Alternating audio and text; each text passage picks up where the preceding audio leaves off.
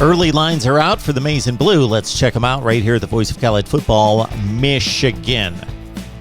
Best discussion, debate, and analysis. That's our aim. That's our goal. That's our mission. Please leave your comments down in the comment section below. Your thoughts about these opening lines as released by Vegas in the last few days concerning Michigan football. Not all 12 games, but some of the highlighted games for Jim Harbaugh and company. Of course, the Washington game 2 of the season, September 11th.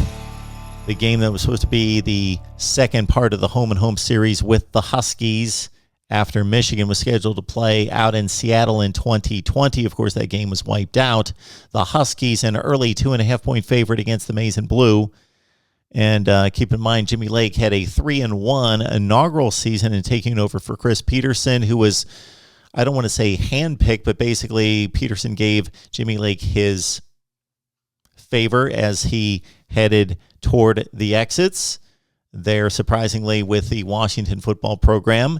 And so Jimmy Lake is much respected and much anticipated in regards to where he can take this Washington program that defeated Pac-12 favorite Oregon last season, again, denied of the opportunity to play for the Pac-12 championship game because of COVID.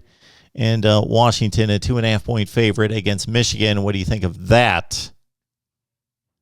My thoughts off the top of my head would be that Washington could possibly cover that game, even though they're traveling all the way cross country. It is under 3 points, that magic 3-point line that we often look to. The key barriers in college football wagering, of course, 3 and 7. Michigan at Wisconsin has not been a joyful visit for the Wolverines to Camp Randall Stadium in recent years. They will do their next stop at Wisconsin on October 2nd. As it stands right now, a 9.5-point dog. Michigan just didn't show up last year at the Big House, 49-11.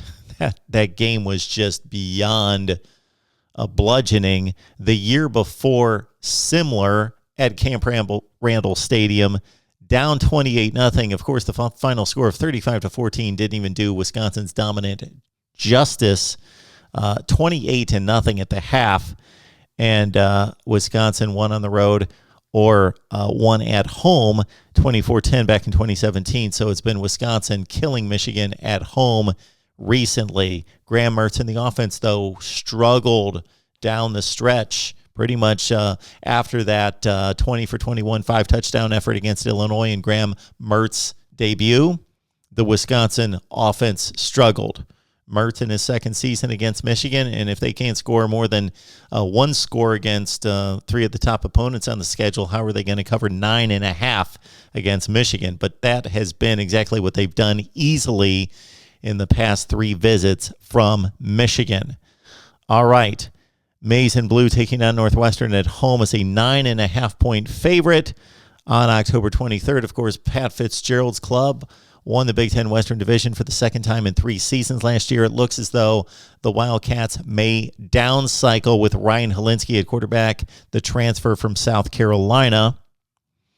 We're looking at a game that pits the biggest overachiever in the conference, Northwestern, that based on our guy Steve Dace's total team talent rankings, has the least talented roster in the Big Ten, but has won the division 2 of 3 times against arguably the most overrated, underachieving team in the conference in Michigan.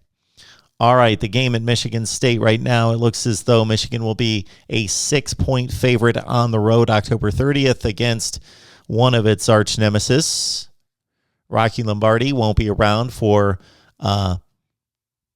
to kick around the Wolverines after hitting for 320 and 2 touchdowns and 3 touchdown passes in the upset win as a 3-touchdown underdog. And this year it's only 6 at this point.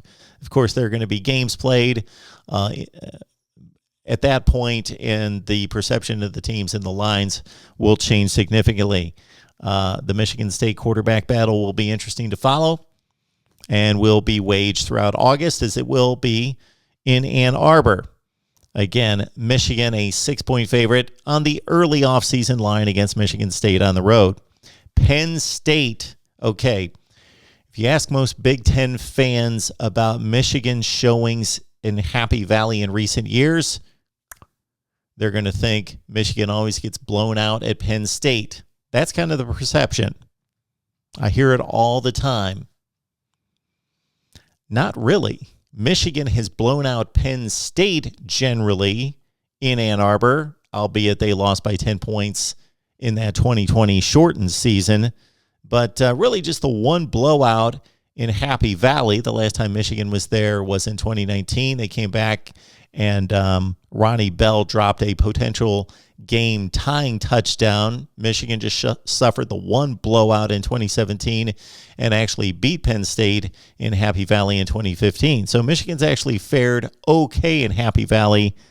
They're a 7-point off-season underdog against Penn State. That game November 13th. And, of course, the game played at the Big House this year, and Ohio State could be a 1,000,000-point favorite at this point, but it's only 11.5, which seems rather tame considering what we've seen the last 2 years with the Buckeyes winning by 23 and 29 points. Again, 11.5.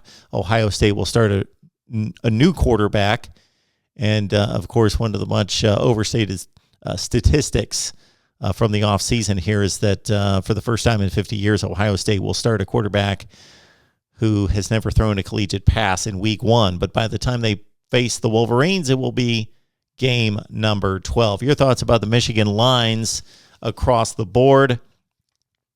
2.5-point dog against Washington, 9.5-point underdog against Wisconsin, 9.5-point favorite against Northwestern, 6-point favorite against Michigan State, +7 at Penn State, and +11.5 against the Buckeyes at home. Please like, comment, share the videos, and subscribe if you have yet to do so for Michigan content every day right here at the Voice of College Football. Go Blue.